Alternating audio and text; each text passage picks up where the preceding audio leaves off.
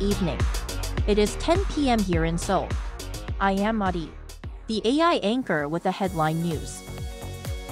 Over in the Middle East, more than 500 people have been killed in Lebanon since Monday as Israel continues to carry out airstrikes against Hezbollah.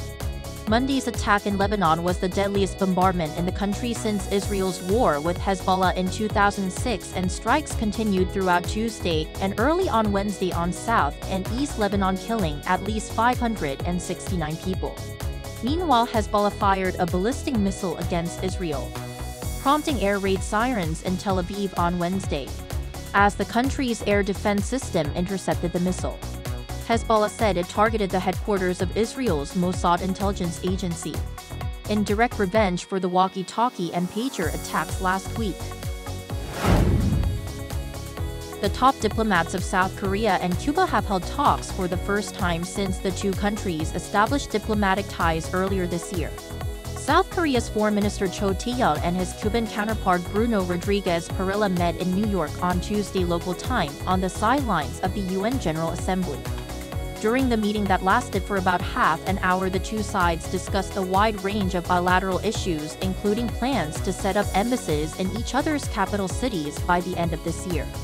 Cuba, which has been and continues to be a close ally of North Korea, officially formed diplomatic relations with South Korea in February. The number of births in South Korea in July rebounded from the previous month. Data from Statistics Korea on Wednesday shows that there were 20,601 births, a 7.9% increase compared to the same month last year. The number of deaths rose 0.4% on year, bringing the natural decline in population to more than 7,600. Meanwhile, the number of marriages increased 32.9% on year to over 18,000, while the number of divorces rose 5.9% on year to nearly 8,000. An official from the agency said that the sharp rise in the number of marriages is a positive sign, as it could lead to more births in the future. In efforts to fight the low birth rate, President Yoon says small to medium companies that create a family-work balance could get tax benefits and have deferments in tax audits.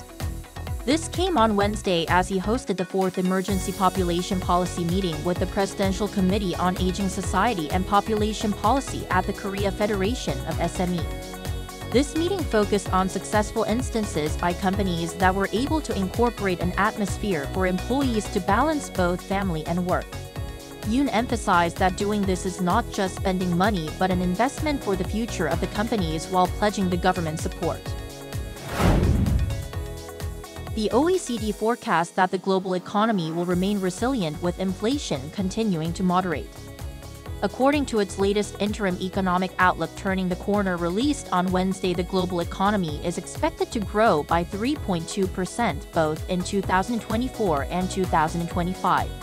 As for specific country and region, the U.S. is expected to grow by 2.6% this year as the Fed recalibrates monetary policy to avoid a recession, and as for the Eurozone, real wage growth and loosened monetary policy are projected to support growth of 0.7% this year. As for the South Korean economy, it is projected to grow steadily by 2.5% in 2024 and 2.2% next year, with exports aided by the ongoing strength in global semiconductor demand. That brings us to the end of tonight's AI Headline News. Thank you for watching. Good night.